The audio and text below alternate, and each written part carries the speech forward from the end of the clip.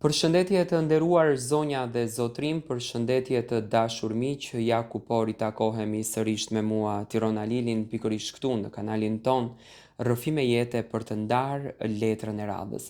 Letra në fakt që do të ndaj tani bëhet fjalë për vajzën 25 vjeçare, për jetlirën e cila humbi jetën në mënyrë të tmerrshme, në mënyrën më mizore të mundshme, nga bashkëshorti i saj, Egzon Bytiqi, i cili në atë tmerrin që vajza po përjetonte, do me thënë për të shpëtuar veten e saj, ai e goditi edhe humbi jetën edhe fëmia. Ditën e sotme në Kosovë është mbajtur një protestë në fakt siç u mbajt edhe në kohën e Liridona Ademaj, por jo që pati ndonjë ndryshim, por të gjithë sot kërkuan vetëm një gjë: vajzat të jenë të lira, vajzat të jetojnë të qeta. Letra e nënës është letra që në fakt na ka pikëlluar të gjithëve dhe na ka përlotur fjalët e asaj zonje, asaj gruaje, asaj nëne shqiptare që i digjet shpirti për së gjalli. Ajo ditë nuk e mori vetëm bien time. Ajo ditë mori diçka nga dielli. Mori diçka nga ajri që thithëm. Mori të ardhmen ton dhe e përplasi për toke pa mëshirë. Shtëpia ime sot nuk është më shtëpi. Është një hapësirë e ftohtë e heshtur ku çdo cep thëret embrin e saj. Por në realitet askush nuk përgjigjet. Të jesh nën do të thotë ta mbash zemrën tënde të rakt jashtë trupit tënd. Te fëmia yt. Sot zemra ime nuk rreh më. Ajo zemër u shkull me dhunë. Vajza ime, ti ishe drita e syve të mi. Ishe qeshja që i jepte kuptim çdo sakrifice. Ishe ëndra e ime e gjallë. E rita me mund. E mbrojta nga çdo erë e ftohtë. I kreha flokët me duart që më dridheshin nga dashuria. Dhe mendoja se mbaja në krah të ardhmen. Por e ardhmja në realitet u vra. U mor me tradhti. U mor nga ajo dorë që nuk njohu vlerën e jetës. Nga ajo mendje që mbjelli vetëm tmerrin e shkatrimit. Sot, ndërsa njerëzit dilnin në rrugë, ndërsa zërat thërisnin për drejtësi në protestë, nëna priste një mrekulli që nuk vinte kurrë. Priste të shihte të hynte përsëri nga dera dhe të thoshte bija: "O nën", e ta përqafonte siç dinte vetëm ajo. Por në vend të përqafimit të saj, nëna përqafonte një fotografi të ftohtë. Në vend të zërit të saj dëgjonte vetëm ulërimin e shpirtit që nuk gjente në asnjë mënyrë dot paqe. Dhimbja e asaj nëne nuk është vetëm për vajzën që humbi.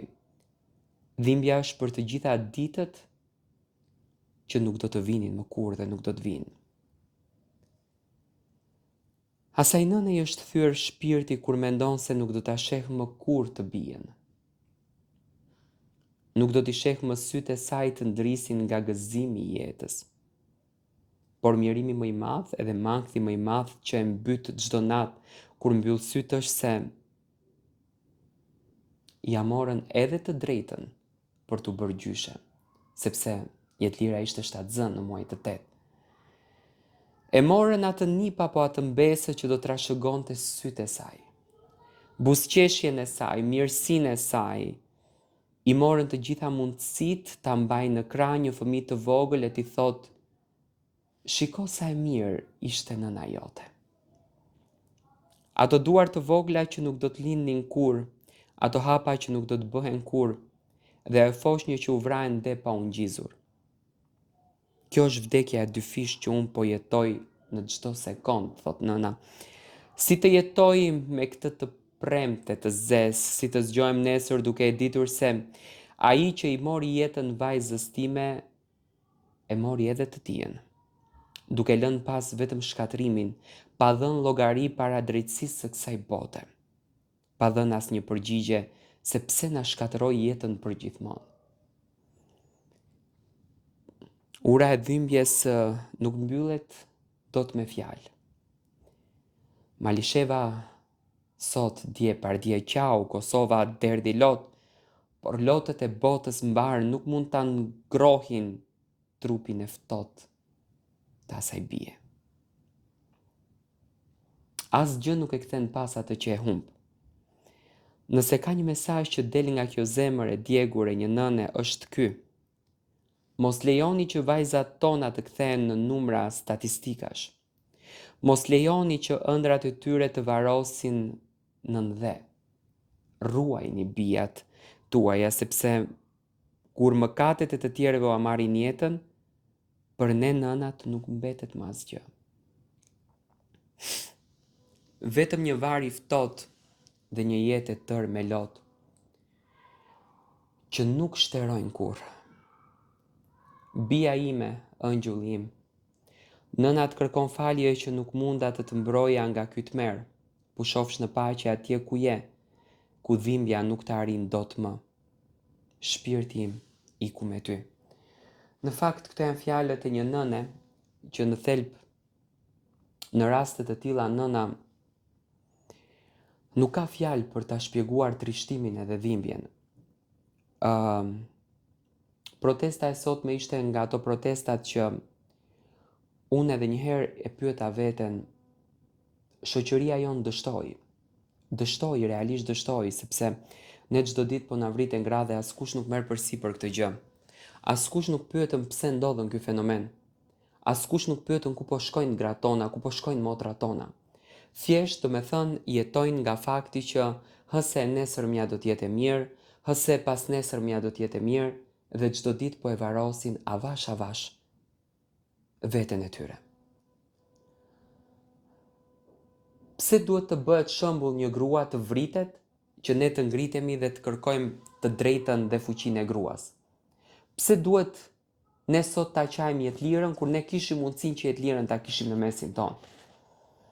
Vërtet është ka deri i Zotit, po të shkruarën ndonjëherë e bëjmë dhe vetë. Andaj, unë apeloj ndaj të gjithë institucioneve dhe ndaj të gjithë meshkujve, burrni është në qoftës e ti respekton qëndjen e Zotit, qëndjen e Perëndis, sepse të vrasësh njëri ti ke vrarë qëndjen e Perëndis.